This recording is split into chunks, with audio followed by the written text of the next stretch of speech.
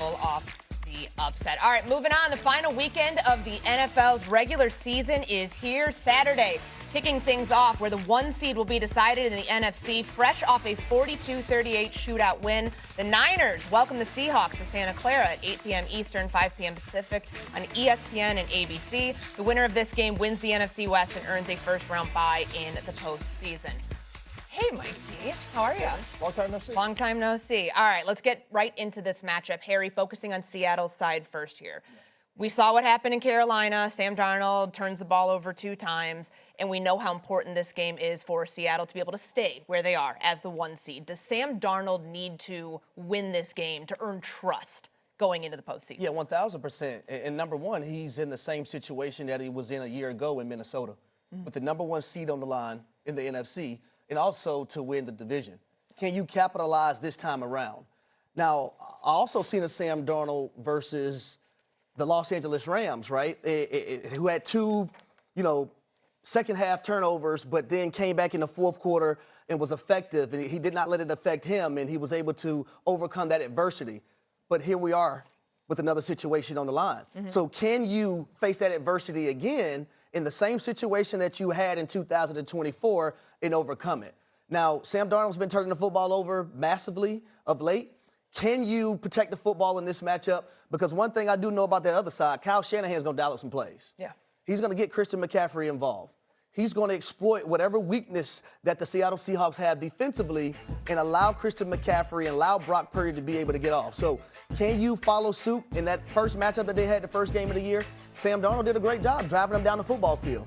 But it was a late fumble where he hit his offensive lineman that gave the 49ers the football. So he's going to have to play well in this matchup, but most importantly, protect the football. Yeah, I'm really intrigued by this game. I really like Sam Darnold, and sometimes a player's value is measured by when they leave. So you think about where Minnesota is. You don't think they regret that he walked out the door. And I know there's been moments, and you alluded to some, where there were key turnovers.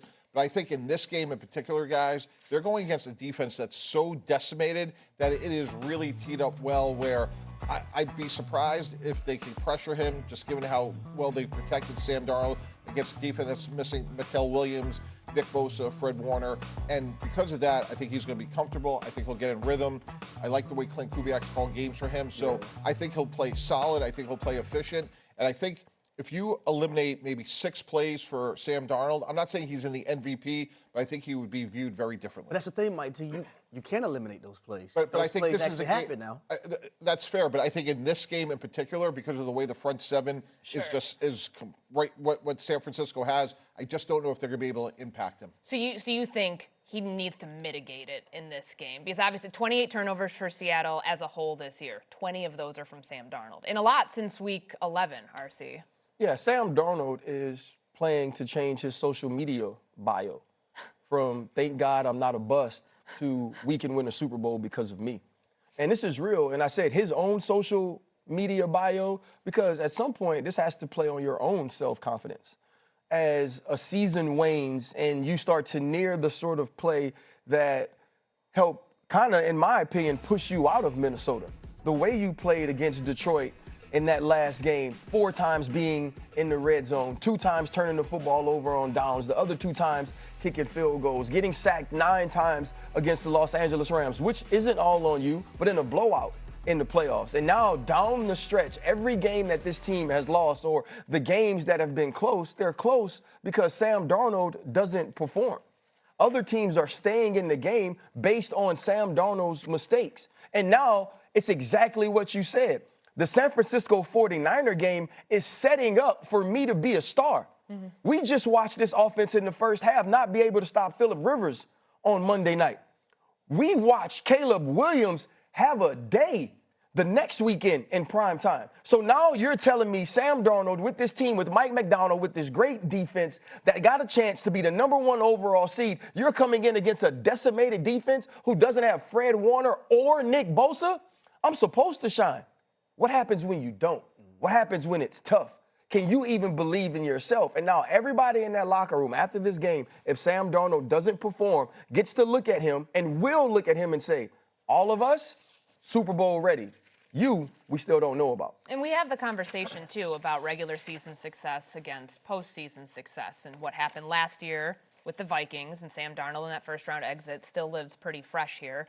On the other side of this, you have Brock Purdy playing the way that he has these last 2 games. 5 touchdowns total against the Chicago Bears in that shootout, and then 5 passing touchdowns the week before that.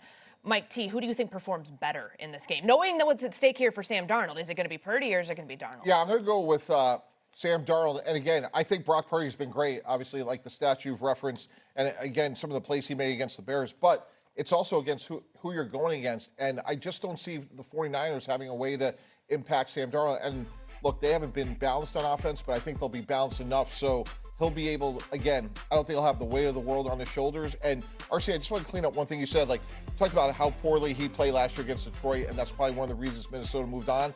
I've been in those situations in front office where you move on from a player and you don't realize his value, again, until he's gone. And my sense is, for all the things that he hasn't done well and all the bumps in the road, I think the Seahawks, when it's all said and done, feel like, hey, we've improved over Geno Smith, we've improved over Russell Wilson. We should have our guy here for a long time. So, again, I'm not comparing Darnold and Purdy in exactly how they're playing right now. I'm saying in this game, because of who the opponent is and the opportunity that Darnold has, I think he's going to play really well. Yeah, I'm going with Brock Purdy, a.k.a. Vanilla Vic. A guy who's more elusive than a lot of people give him credit for. He showed people time and time again, and people across the board continuously doubt, should San Francisco have paid Brock Purdy all this money? Is there a quarterback controversy when, you know, another quarterback was there and making plays? And I all laughed at it. I laughed at it all. Because Brock Purdy throwing with anticipation, Brock Purdy understanding this offense through and through. And what told me Brock Purdy was ready for this offense is with his rookie season when he got thrusted into the lineup and had to play against the Miami Dolphins. And I seen a Kyle Shanahan, who was a phenomenal play caller, not hamper Brock Purdy like I seen him do Jimmy Garoppolo. He went out there and had the full offense, full-fledged, for his quarterback, Brock Purdy, to be able to operate. So I do believe he's going to have a bigger game. You got Christian McCaffrey, someone who I feel like should be top 3 in MVP voting right now, or from an MVP candidate standpoint. And I also think Kyle Shanahan plays a big part in this. I think him being the play caller for Brock Purdy with Christian McCaffrey going against a very aggressive defense, he's going to draw up plays to use Seattle's aggressive defense against themselves. I don't care. I don't know who's going to be the better player. That's why they play the games, but it better be Sam Darnold. If it's not Sam Darnold, it's a freaking problem. And here's the issue.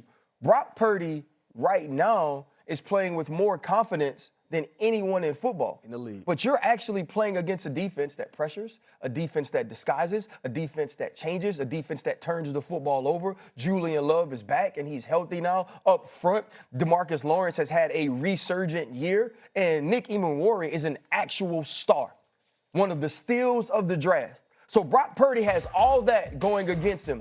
And if you're Sam Darnold, what do you have? Oh, wait, Nick Bosa's not there.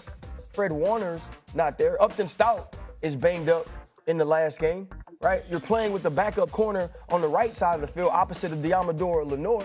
You're supposed to go out and have the better game. You're supposed to go out and put your team in a position to host football games all the way throughout the Super Bowl. So it doesn't matter necessarily what I think or who will have the better game. It better be Sam Darnold, because if it is Sam Darnold, it takes, in my opinion, every single expert's opinion that the Seattle Seahawks can win a Super Bowl, and they won't be able to win it because of the guy that is calling plays. Do you think it'll be another shootout like we saw last week?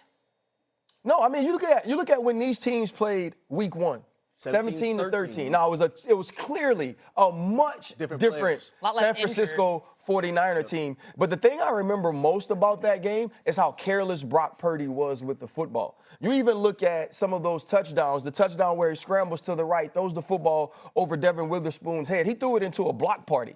How much of that Brock Purdy will we see as opposed to the guy we've seen down the stretch this year? Because him protecting the ball, to me, is even more important than Sam. And the reason I think it's a lower scoring game, too, is as a defensive head coach, Mike McDonald's probably saying, Clint Kubiak, hey, a really good way for us to defend Brock Purdy is to keep him on the sideline. Yep. So the more we can play ball control and manage the game that way. So typically, at least the defensive coaches I've worked with, the Rex Ryans and the Bill Belichick's of the world, like